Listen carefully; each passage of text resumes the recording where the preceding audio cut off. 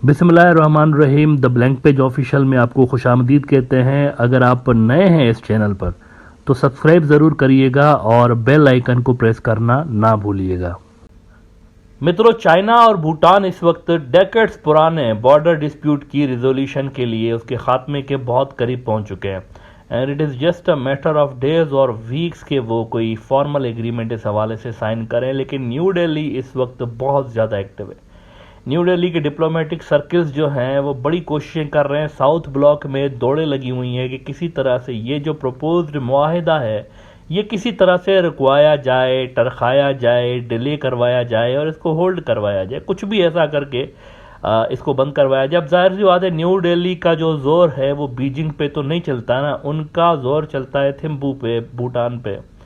तो उनकी पूरी की पूरी जो उनका जो प्रेशर है वो भूटान के ऊपर है कि इसको डिले करें फ़िलहाल, क्योंकि ये हमारे लिए स्ट्रेटेजिकली बहुत संगीन क्राइसिस जो है वो क्रिएट कर सकते हैं। डोकलाम का इशू अगर आप रिजॉल्व करवा देते हैं तो हमारे लिए बड़ा प्रॉब्लम है इस हवाले से। तो न्यू दिल्ली के जो डिप्लोमेट्स हैं, बैकडोर डिप्लोमेसी उरूज पे है वहाँ पर, और वहाँ पे शदीद दबाव भूटान के ऊपर आ रहा है। अच्छा, इस हवाले से आज बीबीसी में एक बड़ा इंटरेस्टिंग आर्टिकल लगा है। इसमें वो कहते हैं कि Bhutan wants a border deal with China, will India accept? Question पूछा है उन्होंने, क्या इंडिया कबूल कर लेगा? वैसे अभी से ही बता देता हूँ आपको, इंडिया कबूल नहीं करेगा। हो सकता है इंडिया उसकी मजम्मत भी करे, क्योंकि जो टॉक्स वहाँ पर चल रहे हैं उसमें इंडिया साइड लाइंड है और इंडिया वहाँ पर वो कोई भी यानी प्रो चाइना सेटलमेंट हो रही है वहाँ पर, चूंकि तो इंडिया इसको एक्सेप्ट नहीं करेगा।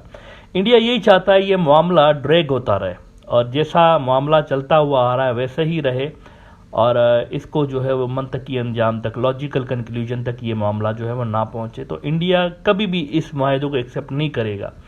लेकिन इट डजेंट मैटर, क्योंकि ये जो इशू है ना, असल में भूटान और चाइना का इशू है।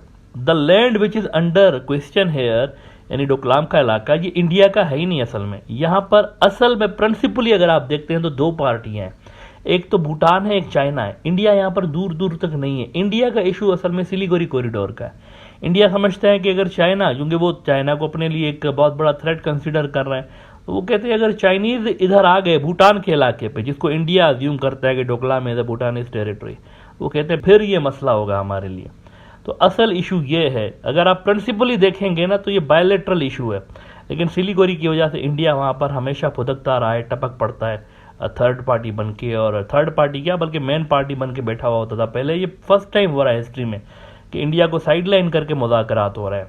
बीबीसी ने एक चाइनीज़ एक्सपर्ट के हवाले से बड़ी इंटरेस्टिंग लाइंस लिखी हैं इस आर्टिकल में, आपको वो ज़रा दिखाना चाहूँगा। बहुत ही सीरियस बात उसने, गहरी बात की है बड़ी उसने। इनका नाम है वैसे लियो जोंगवी और ये सीनियर फेलो हैं जी Shanghai Institute of International Studies में। इन्होंने बीबीसी से बात करते हुए कहा कि India is the hurdle here. अब देखें चाइनीज इस तरह से इसको देखते हैं, India is the hurdle here if China and Bhutan also resolve the border issue, only India will be left. I don't think India will let this happen. India कोशिश करेगा कि, बल्कि करेगा क्या, कर रहा है ऑलरेडी, बहुत ज़्यादा कोशिशें कर रहा है ये जो मुआहदा होने वाला है इसको रुकवाने का। लेकिन क्या इंडिया रुकवा पाएगा? This is the main question at the moment. क्या इंडिया इस डील को रुकवा पाएगा? मेरा ज़ाती ख्याल है कि कोशिशें तो बड़ी हो रही हैं लेकिन रुकवा नहीं पाएगा, ये हो जाएगी। और अगर इंडिया यहाँ पर बहुत ज़्यादा फोर्स करेगा भूटान को तो ये स्ट्रेटेजिक ब्लंडर होगा, क्योंकि आप जितना भूटान को फोर्स करेंगे उतना बेसिकली आप भूटान को चाइना की तरफ धकेल रहे होंगे। आप उनको बुली करेंगे, आप उनको थ्रेट करेंगे, आप उनकी इकोनॉमिक ब्लॉकेड करेंगे, आप उनकी एड बंद कर देंगे, असिस्टेंस जो आप उनको हर साल दे रहे हो, तो ये सारा कुछ आप करेंगे ना, तो ये गैप क्रिएट करते जाएंगे असल में आप, और इस गैप को बीजिंग फिल करता जाएगा। बिल्कुल वैसे जैसे नेपाल के मामले में आपने स्ट्रेटेजिक ब्लंडर्स किए, आपने नेपाल की ब्लॉकेड की, फ़ायदा किसको हुआ? चाइना को हुआ। आपने उनको बुली किया, आप उनको जो है वो उनकी आर्म ट्विस्टिंग करते रहे, लेकिन ये सारी जो चीज़ें हैं इससे इंडिया को किसी किस्म का कोई फ़ायदा नहीं हुआ। ये न्यू दिल्ली के अंदर 2014 से जो लोग बैठ गए ना आके, I am seriously telling you, इन्होंने बहुत इंडिया को नुकसान दिया है। मोदी साहब वही स्ट्रीट पॉलिटिक्स के माहिर हैं। इंडिया की लोकल पॉलिटिक्स में आप अपोजिशन की आर्म ट्विस्टिंग कर सकते हैं, उनको बुली कर सकते हैं, लेकिन इंटरनेशनल अफेयर्स में, डिप्लोमेटिक सर्कल्स में, आज की दुनिया में ये सब नहीं चलता। ये उस वक्त चल सकता था अगर इनके पास चाइना ना होता पड़ोस में, समझ रहे हैं आप। अगर ये कोई घिरे हुए होते छोटे छोटे मुल्कों से ना, तो फिर आपकी ये धमकियां और आपकी ये तड़ी काम आती। इस वक्त ये नहीं काम आ रही, ये उल्टा काउंटर प्रोडक्टिव हो रही है। लेकिन आप ये सब करने से बात नहीं आ रहे। आप इस वक्त भूटान को बुली कर रहे हैं, लेकिन आपने इसका मतलब नेपाल से कुछ नहीं सीखा। नेपाल आपके हाथ से गया ही इस वजह से। अब देखें, वो जो मैंने बात की कि इंडिया को इससे फ़ायदा नहीं होगा, आप देखें अमेरिका एक बहुत बड़ी फोर्स है ना, इंडिया के मुकाबले में तो बहुत बड़ी फोर्स है। लेकिन क्या अमेरिका मिडल ईस्ट के अंदर ईरान और सऊदी की डील रुकवा पाया? उनके लिए भी तो बड़े बुरे स्ट्रेटेजिक कॉन्सिक्वेंसेस थे इसके ना। मिडल ईस्ट हाथ से निकल गया पूरा का पूरा। रीजनल ऑर्डर वहाँ का शटर होके रह गया अमेरिका का, ईरान और सऊदी की डील जब हुई है तो। और ये खामोशी के साथ डील हो गई, किसी को ज़्यादा यानी ढिंडोरा में नहीं पीटा, चाइनीज़ ने अभी तक नहीं पीट रहे। वो ये ऐसे बिहेव कर रहे हैं जैसे कुछ किया ही नहीं उन्होंने। वो इसको एक समझ रहे हैं कि ये तो हमारे लिए कोई बड़ी बात नहीं थी, और एक किंग मेकर के रूप में दुनिया में उभरे हैं वो। और ज़ेलेंस्की की पहली बार बात हुई है। अब देखिए ये कॉन्सिक्वेंसेस देखें इसके। अब तो ज़ेलेंस्की भी उसकी तरफ देख रहा है, बीजिंग की तरफ। और ज़ेलेंस्की ने जब से जंग शुरू हुई है, पहली बार बीजिंग में उसकी बातचीत हुई है शी जिनपिंग से फ़ोन के ऊपर। और ज़ेलेंस्की उसको कह रहा है कि हमारे भी ज़रा इशूज़ रिजॉल्व करवाए।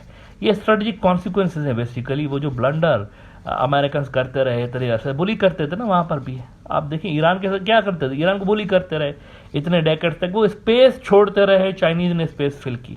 इसी तरह से रिसेंटली अगर आप देखें मोहम्मद बिन सलमान, अब मोहम्मद बिन सलमान मेरे ख्याल से सऊदी की रिसेंट हिस्ट्री अगर आप देखेंगे तो ये सबसे पावरफुल लीडर के तौर पर इमर्ज हुआ है। एक ग्लोबल इमेज है इस बंदे की। इसको अमेरिकन जो थे वो थ्रेट कर रहे थे। मतलब जमाल खशोगी का मामला हो गया, दीगर डिफरेंट तेल की प्रोडक्शन का मामला, ये इसको डिक्टेट करने की कोशिश कर रहे थे। उल्टा इसने उनका जो मिडल ईस्ट का ऑर्डर है वो शैटर करके रख दिया, और इसने ये साबित किया कि Saudi is the real king maker in the middle east basically.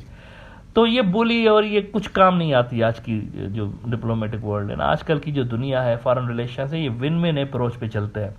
हर मुल्क अपना फ़ायदा देखता है कि मुझे फ़ायदा हो रहा है तो ठीक है, कोई धमकी दे रहा है देता रहे, डजंट मैटर। तो मेरे ख्याल से इंडिया अगर यहाँ पर हार्ड स्टांस भूटान के सिलसिले में लेगा तो it will be counter productive, और इंडिया इसमें भूटान का कुछ भी नहीं बिगाड़ पाएगा। बांग्लादेश के लिए बड़ा मसला आ रहा है यहाँ पे। मसला यूँ आ रहा है कि अगर यहाँ पर भूटान और चाइना की नॉर्मलाइजेशन हो जाती है, जो कि हो जाएगी इसी साल, ये बड़ा डिसाइसिव साल है 2023। आप देख रहे हैं क्या क्या हुआ इस साल के अंदर। ये जो यूक्रेन की जंग है ये अपने खात्मे की तरफ, चाइना इसमें कूद पड़ा ना तो समझे हो जाएगी। यूरोप के अंदर क्रैक आ गया उसका, अमेरिका का जो रीजनल ऑर्डर था। आप देखें फ्रांस, जर्मनी जैसी फोर्सेज और स्पेन जैसी फोर्सेज यहाँ पर बीजिंग की तरफ डाइवर्ट हो रही हैं।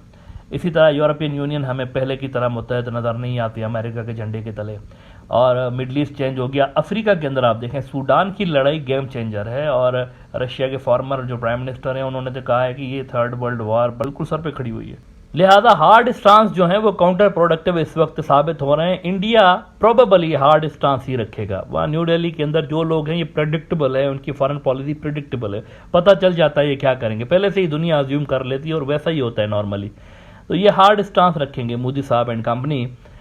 इस हार्ड स्टांस के चलते भूटान नियर फ्यूचर में मजीद टिल्ट होगा टुवार्ड्स चाइना, और डोकलाम का इशू चूंकि ये सेटल कर चुके होंगे नियर फ्यूचर में, अभी इस साल मेरे ख्याल से ये हो जाएगा भूटान और चाइना के दरमियान। तो इंडिया के पास अल्टरनेट कनेक्टिविटी, नॉर्थ ईस्ट का सारा मुद्दा है, सारा मामला ही नॉर्थ ईस्ट से जुड़ा हुआ है ना। ये सिलीगुड़ी, ये डोकलाम, ये नॉर्थ ईस्ट के मुद्दे हैं असल में, वो जो 7 सिस्टर स्टेट्स हैं। इंडिया के पास उसके बाद एक ही ऑप्शन बचता है बांग्लादेश के रास्ते, बांग्लादेश के वाटरवेज, बांग्लादेश की ट्रेन सर्विस, बांग्लादेश के रोड्स, ये सारे जाते हैं नॉर्थ ईस्ट की तरफ।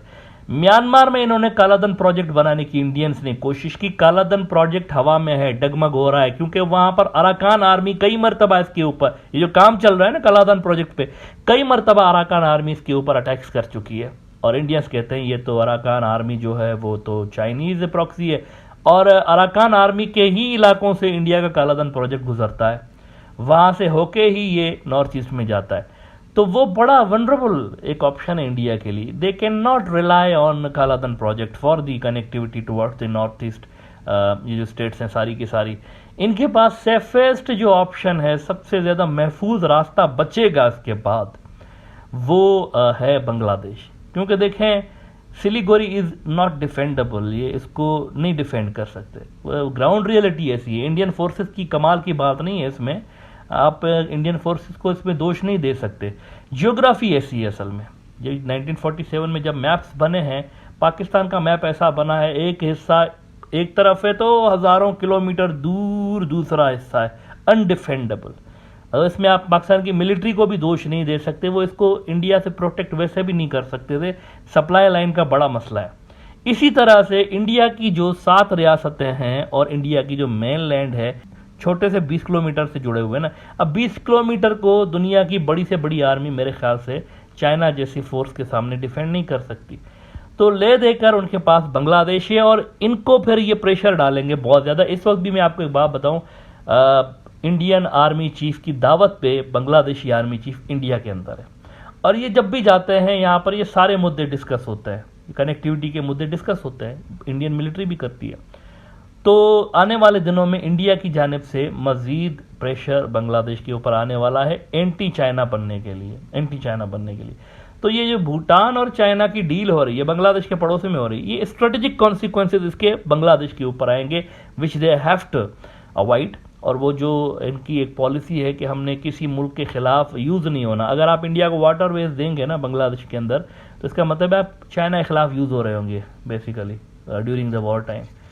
तो यहाँ पर बांग्लादेश के लिए बड़ा कठिन यहाँ पर टाइम आने वाला है, इंडिया इनके ऊपर भी दबाव डालेगा। तो यहाँ पर बांग्लादेश को अपने लिए अभी से कोई मजबूत पॉलिसी बनाने की ज़रूरत है ताकि इन फ्यूचर की चैलेंजेस को वो फेस कर सकें।